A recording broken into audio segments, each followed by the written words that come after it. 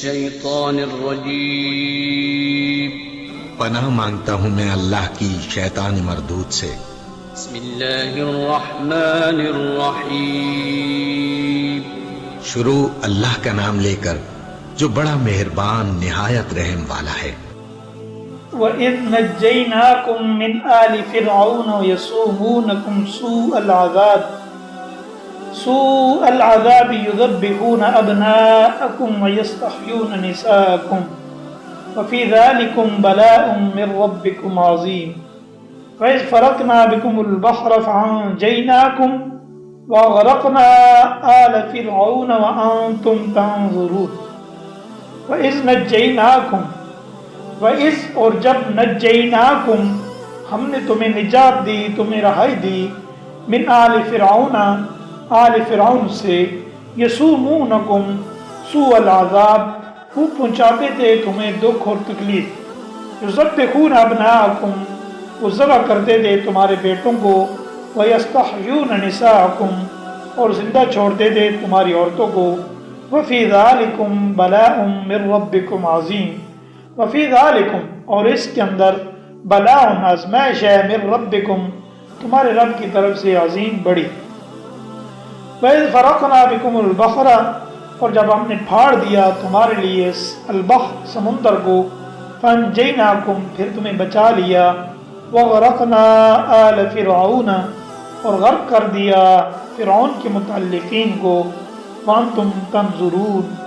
اور یہ ساری چیزیں تم دیکھ رہے تھے۔ یہود کو دو انعامات کی یاد دہانی، آزادی اور بحر کلثم میں راستہ ملنا۔ حضرت یوسف علیہ السلام کے زمانے میں بنی اسرائیل مصر میں آ کر آباد ہو گئے اور 400 برس کے اندر ان کی تعداد لاکھوں تک پہنچ گئی۔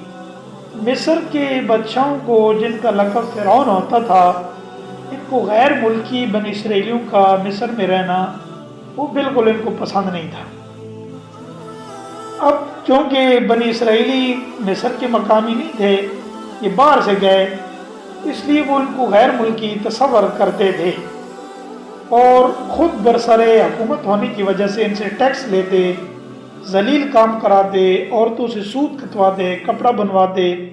مردوں سے راج مزدوری کا کام لیتے، کھیت جتواتے۔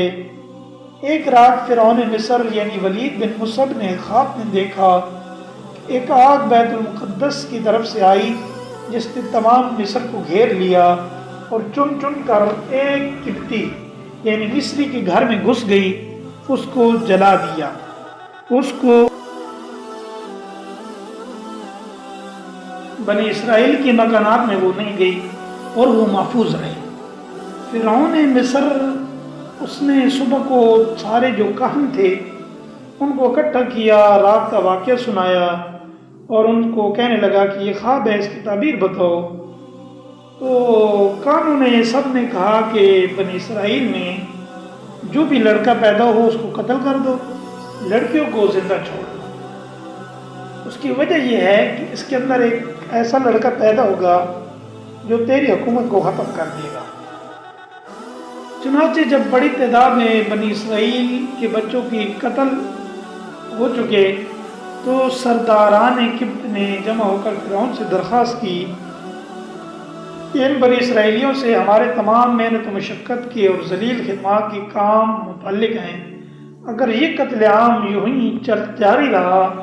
تو انجام کار یہ ذلیل کام بھی ہم ہی کو کرنا پڑے گی۔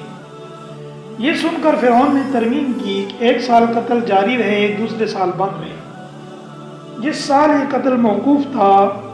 یعنی قتل بند تھا، اس سال حضرت موسیٰ علیہ السلام کے بڑے بھائی حضرت ہارون علیہ السلام پیدا ہوئے، اور جس سال قتل جاری تھا اس سال حضرت موسیٰ علیہ السلام پیدا ہوئے۔ اللہ تعالیٰ نے اپنی لطیف حکمت سے موسیٰ علیہ السلام کو محفوظ رکھا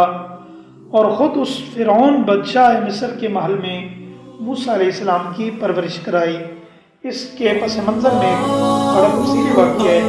جس کا ذکر انشاءاللہ پھر